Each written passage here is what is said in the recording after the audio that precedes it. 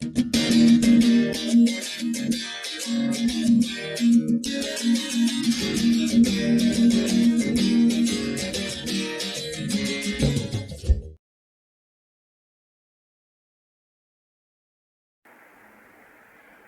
Doctor Fakhruddin.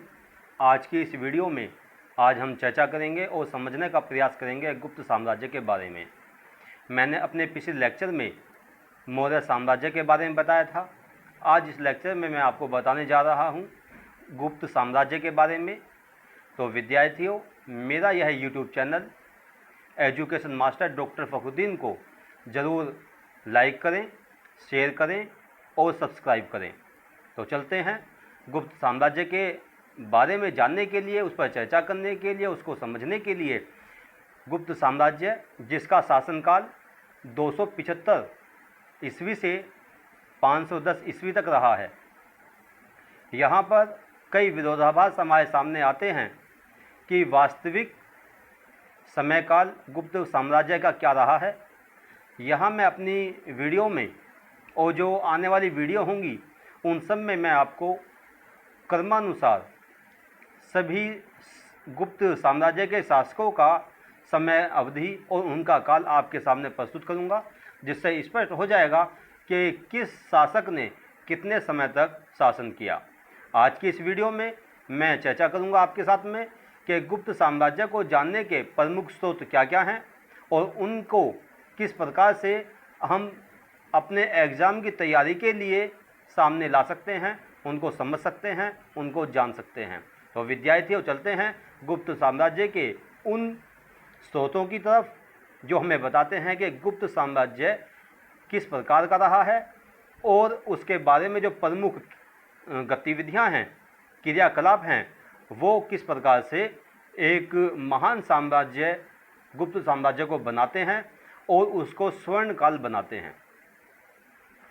गुप्त साम्राज्य के बारे में सबसे अधिक जो वर्णन मिलता है वो वायु पुराण में मिलता है, और वायु पुराण के साथ साथ विष्णु पुराण, भागवत पुराण, मार्कंडेय पुराण, ब्रह्मांड पुराण, जो पुराण हैं उनमें सबसे अधिक मौर्य साम्राज्य के बारे में हमें जानकारी प्राप्त होती है।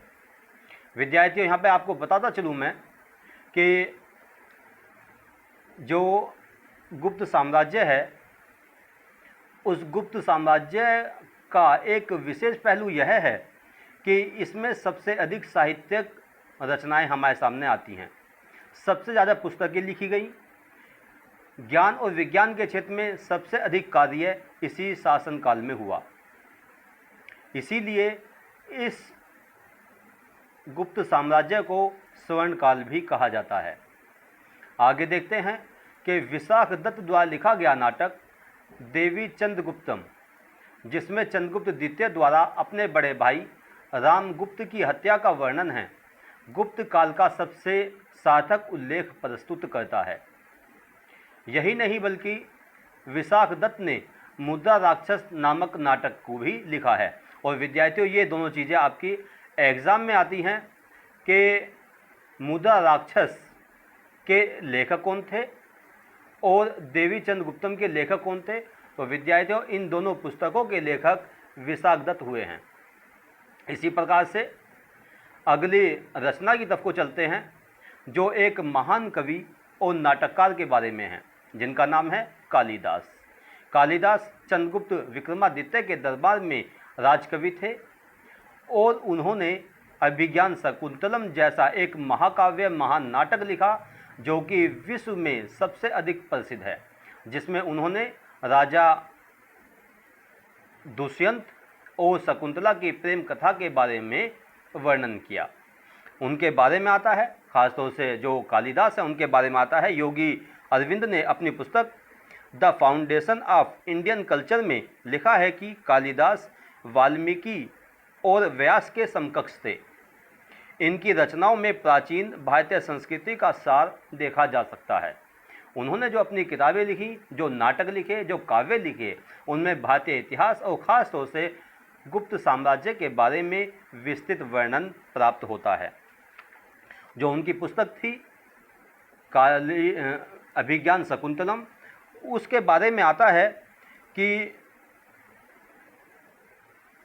एक प्रसिद्ध विद्वान हैं, जो जर्मन विद्वान जिनका नाम है गेटे, उन्होंने कहा है कि यदि तुम बसंत के फूल तथा शीत ऋतु के फूल चाहते हो और आत्मा को मोहित करने वाला, प्रसन्न करने वाला एवं उसी प्रकार से पुष्ट करने वाला रसायन तथा पृथ्वी एवं स्पर्श का सम्मेलन, ये सभी बातें एक जगह देखना चाहते हो तो शकुंतलम का अध्ययन करो और वहाँ से सब तत्व तुम्हें प्राप्त हो जाएंगे।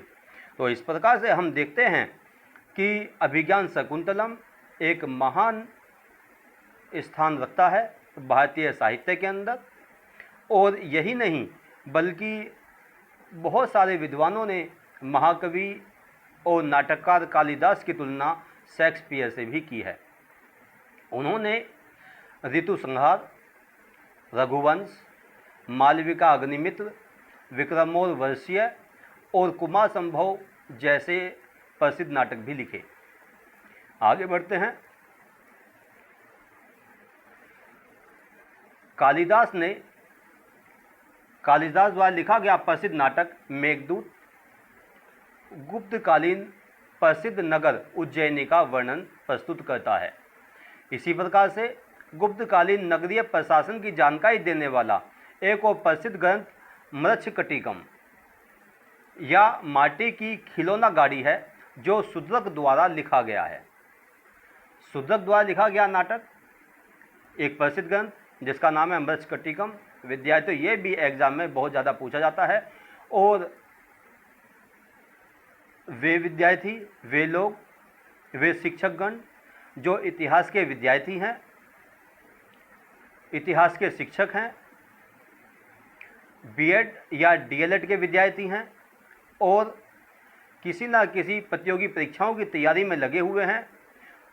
और मैं समझता हूं कि जितनी भी प्रतियोगी परीक्षाएं होती हैं उनमें भारतीय इतिहास के बारे में सामान्य ज्ञान के रूप में ज़रूर प्रश्न आते हैं। तो मेरा ये वीडियो केवल एक ही कक्षा के लिए नहीं है बल्कि उन सभी के लिए है जो प्रतियोगी परीक्षाओं की तैयारी में लगे हुए हैं। तो यह शूद्रक द्वारा लिखा गया मृच्छकटिकम बहुत ज़्यादा प्रसिद्ध है और एग्ज़ाम में इसके बारे में पूछा जाता है। इस नाटक में गरीब ब्राह्मण तथा वेश्या की प्रेम कथा को दर्शाया गया है। इसी प्रकार विष्णु शर्मा द्वारा जो लिखित नाटक है बहुत ही प्रसिद्ध है और ज़्यादातर विद्यार्थी इसके बारे में जानते हैं कि इसका नाम पंचतंत्र है। इसी काल की एक प्रसिद्ध रचना है जो संस्कृत भाषा में लिखी गई है।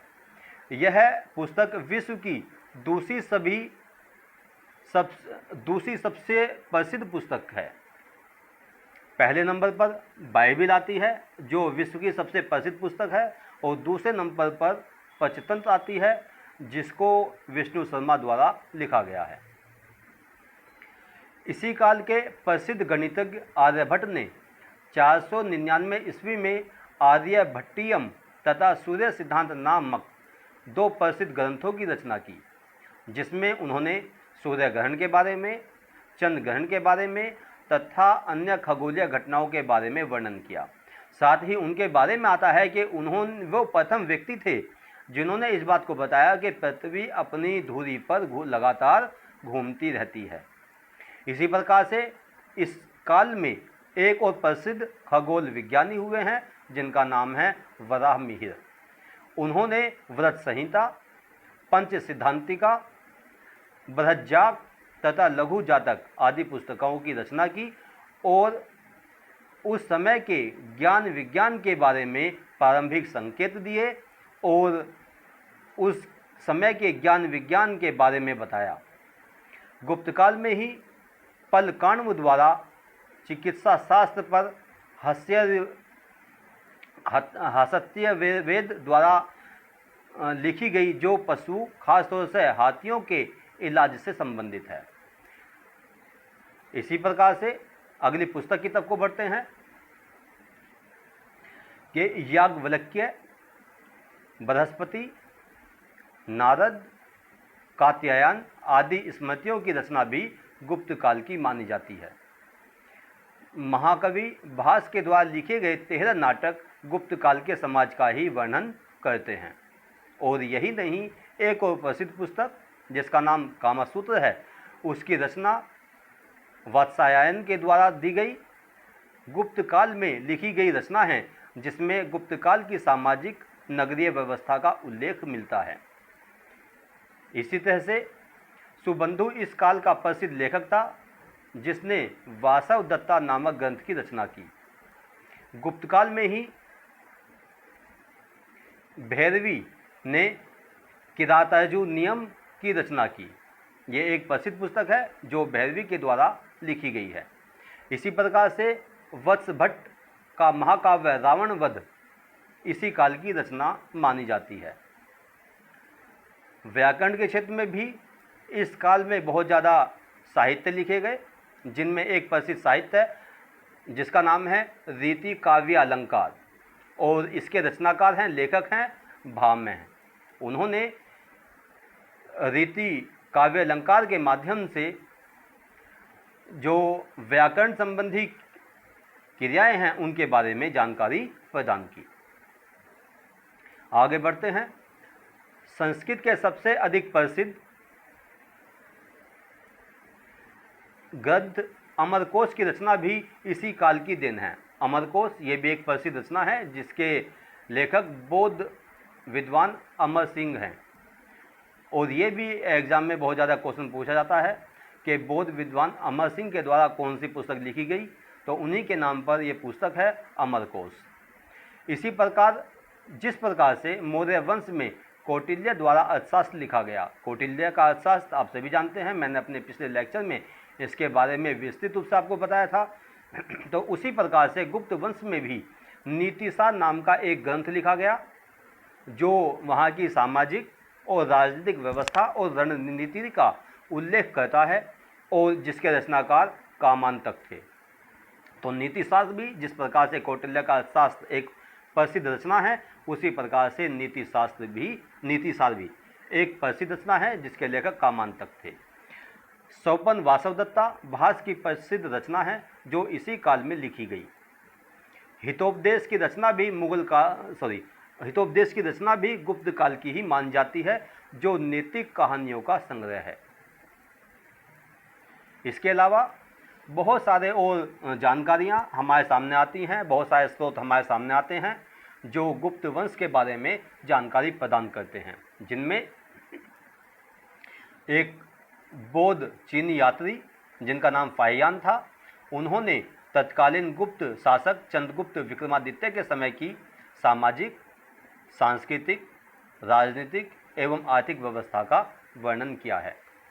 प्रसिद्ध चीनी यात्री वेनसांग, जो वर्धन शासक हर्षवर्धन के समय में भारत आए थे, उन्होंने गुप्त वंश के अंतिम शासकों जैसे कुमारगुप्त, बुधगुप्त, तथागत गुप्त, बालादित्य तथा वज्र और इसके अलावा भानुगुप्त आदि का वर्णन भी अपनी रचनाओं में उन्होंने किया है। इसी तरह से एक प्रसिद्ध स्तंभ लेख जिसको इलाहाबाद प्रशस्ति भी कहा जाता है और प्रयाग प्रशस्ति भी कहा जाता है, इसकी रचना हरिसेन के द्वारा की गई थी। इस स्तंभ लेख में समुद्रगुप्त के राज्याभिषेक के बारे में, जीवन परिचय के बारे में तथा चारों दिशाओं में उनके द्वारा की गई विजयों का विस्तृत वर्णन मिलता है।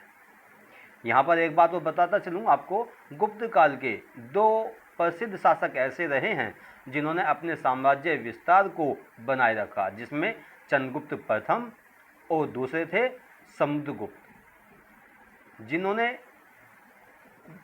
भारतीय संस्कृति को बनाए रखा, सामाजिक व्यवस्था को स्थापित किया, राजनीतिक व्यवस्था को बनाया, आर्थिक क्रियाओं को बढ़ावा दिया और साथ साथ अपनी सीमाओं की संप्रभुता की भी रक्षा की। इसी तरह से मंदसौर प्रशस्ति की रचना वत्स भट्ट ने की, जो संस्कृत भाषा में लिखी गई है। इसी प्रकार उदयगिरी के गुहा लेखों में चंद्रगुप्त विक्रमादित्य के द्वारा किए गए युद्धों का तथा उसमें प्राप्त विजयों का उल्लेख भी मिलता है। उदयगिरी की गुहा लेखों के अलावा बौद्ध गुफाएं जैसे बाघ गुफा तथा अजंता नामक स्थानों पर मिलती हैं। ये दोनों गुफाओं के नाम भी हैं और साथ साथ स्थानों के नाम भी हैं, जैसे बाघ गुफा और अजंता की गुफाएं। अजंता की गुफाओं में विभिन्न चित्र और प्रतिमाएं मिलती हैं जो बौद्ध धर्म के बारे में भी है और साथ साथ गुप्त राजवंशों के इतिहास के बारे में भी जानकारी प्रदान करती हैं। इसी तरह से स्कंदगुप्त द्वारा सुदर्शन झील के कराए पुनर्निर्माण या जीर्णोद्वार का भी उल्लेख जूनागढ़ के अभिलेखों में मिलता है। ये बहुत सारी इस प्रकार की स्रोत हैं, इस प्रकार के साधन हैं जो गुप्त काल के बारे में बताते हैं। उसमें आगे है, गुप्तकालीन भीतरी अभिलेख में स्कंदगुप्त के समय में हुनों द्वारा किए गए आक्रमण तथा भगवान विष्णु की प्रतिमा की स्थापना का वर्णन मिलता है। सतीप्रथा का पहला मामला भानुगुप्त के काल में 510 ईस्वी में एरन अभिलेख में मिलता है। जितने भी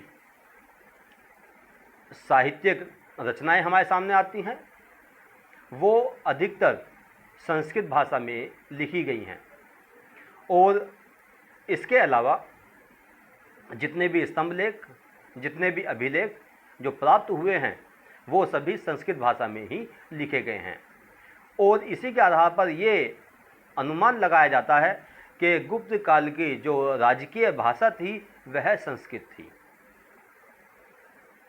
गुप्तकालीन स्तंभों में स्कंदगुप्त के काल का भीतरी स्तंभ, बुद्ध गुप्त के काल का एरन का गरुण स्तंभ तथा चंद्रगुप्त विक्रमादित्य के काल का मेहरौली स्तंभ भी प्राप्त हुआ है, जो भी ये सभी संस्कृत भाषा में थे और इनके माध्यम से हमें गुप्त साम्राज्य के जो शासक थे उनके बारे में जानकारी प्राप्त होती है। इसी तरह से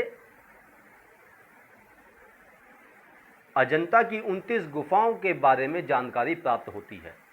ये गुफाओं की संख्या थी विद्यार्थी 29, जिसमें अधिकतर गुफाएं नष्ट हो चुकी हैं। इनमें 16वीं, 17वीं एवं 19वीं गुप्तकालीन है। दोबारा देख लीजिएगा, 16वीं, 17वीं और 19वीं गुप्तकालीन है जो बौद्ध धर्म के प्रमुख मत महायान से संबंधित हैं। इन गुफाओं में बौद्ध धर्म के बारे में, बौद्ध धर्म के जो संस्थापक हैं गौतम बुद्ध, उनके बारे में और उनके जीवन से संबंधित विभिन्न जो क्रियाकलाप हैं, क्रियाएं हैं, उनसे संबंधित प्रतिमाएं प्राप्त होती हैं। यही नहीं, आगे देखते हैं कि 7वीं गुफा में गौतम बुद्ध के जन्म, उनके जीवन, महाभिनिष्क्रमण, महापरिनिर्वाण और बोधिसत्व के से संबंधित चित्र प्राप्त होते हैं।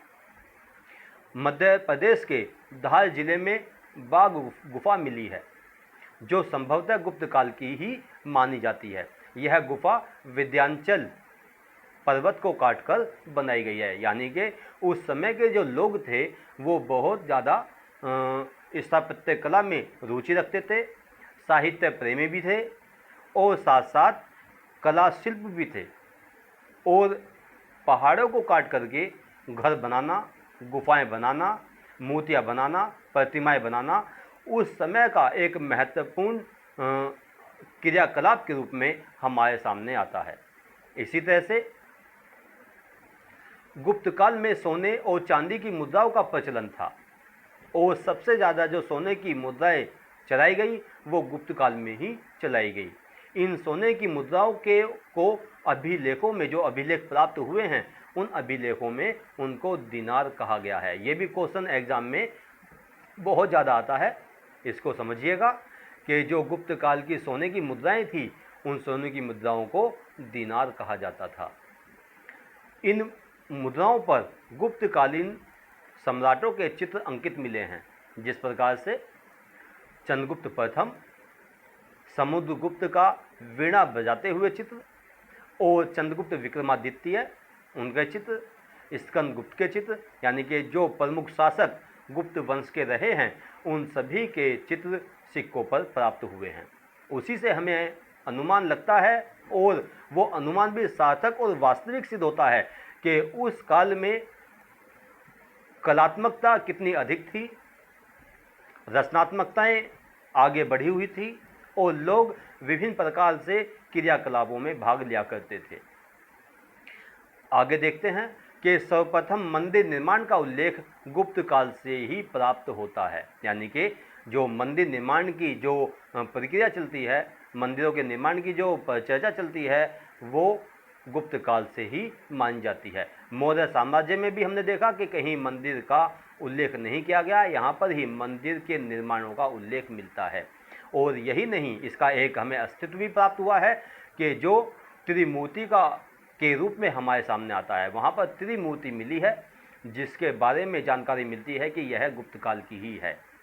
इसके अलावा गुप्त काल में निर्मित प्रमुख मंदिरों का उल्लेख मिलता है। यहाँ पर ध्यान दीजिएगा, ये एग्ज़ाम में बहुत ज़्यादा क्वेश्चन आते हैं, चाहे शिक्षक हों चाहे विद्यार्थी हों, उन सभी के लिए ये बहुत महत्वपूर्ण है। या वो विद्यार्थी जो अलग अलग परीक्षाओं की तैयारी कर रहे हैं, विभिन्न प्रतियोगी परीक्षाओं की तैयारी में लगे हुए हैं, चाहे बीएड हो, चाहे डीएलएड हो, चाहे सीटेट हो, यूपी टेट हो, जितनी भी परीक्षाओं की तैयारी में वो लगे हुए हैं, उनके लिए ज़रूरी है इस बात को जानना कि ये प्रमुख मंदिर कौन कौन से थे जो गुप्त साम्राज्य में बनाए गए।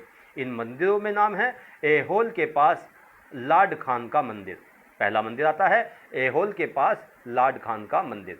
दूसरा आता है ललितपुर जो कि उत्तर प्रदेश में है, उनमें देवगढ़ का दशावतार मंदिर, ये बहुत प्रसिद्ध मंदिर है। और ये मान लीजिए दार्शनिक दृष्टिकोण से और स्थापत्य कला की दृष्टिकोण से, कलात्मक दृष्टि से यह बहुत प्रसिद्ध मंदिर माना जाता है। इसी प्रकार से तिगवा का मध्य प्रदेश का विष्णु मंदिर, भूसरा का शिव मंदिर, नैना कुठार का पार्वती मंदिर तथा भीतर गांव का कानपुर का मंदिर, कानपुर का लक्ष्मण मंदिर, यानी कि कानपुर ये भी उत्तर प्रदेश में है, ये कानपुर का प्रसिद्ध लक्ष्मण मंदिर है। और खोक नागोद का शिव मंदिर, ये चार पांच मंदिर हमारे सामने आते हैं जो उस समय के मंदिर हैं और आज भी अपनी स्थापत्य कला से सभी को प्रभावित कर रहे हैं और गुप्त साम्राज्य की जीती जागते जो नमूने हैं उनको हमारे सामने प्रस्तुत करते हैं। तो यहाँ पर हमने देखा कि जो गुप्त काल है उसके बारे में इतिहास में जो वर्णन मिलता है कि गुप्त काल किस प्रकार का था और उसके साम्राज्य कौन थे, शासक कौन थे, साम्राज्य का विस्तार क्या था, कब से कब तक रहा, ये सभी चीज़ें हमें साहित्यों में, अभिलेखों में, स्तंभों में और साथ साथ मुद्राओं पर या सिक्कों पर जो चित्र उकेरे गए हैं, अंकित किए गए हैं, उन सब में हमें ये जानकारी प्राप्त होती है। तो विद्यार्थियों, इसी के साथ में मैं अपना ये लेक्चर पूरा करता हूँ और जिन विद्यार्थियों को ये लेक्चर पहुँचे उसे लाभ उठाने का प्रयास करें। और चलते चलते एक बात और बताना चाहूँगा आपको कि इसको रटने की आवश्यकता नहीं है, केवल इस वीडियो को आपको 5-5 दिन के अंतराल पर 5 बार देखना है। जब आप इसको 5 बार देख लेंगे तो आप अपने आप ही अपने अंदर ये महसूस करेंगे कि अब हमें इसको रटने की और दोबारा देखने की आवश्यकता नहीं है। तो मैं उम्मीद करता हूँ कि मेरा ये वीडियो आपको ज़रूर पसंद आएगा। इसमें जो भी त्रुटियाँ रही हैं मैं क्षमा प्रार्थी हूँ और कोशिश करूँगा कि आगे और भी बेहतर वीडियो आपके सामने प्रस्तुत कर सकूँ। इन्हीं शब्दों के साथ में मैं आप सभी को धन्यवाद देता हूँ। Thank you.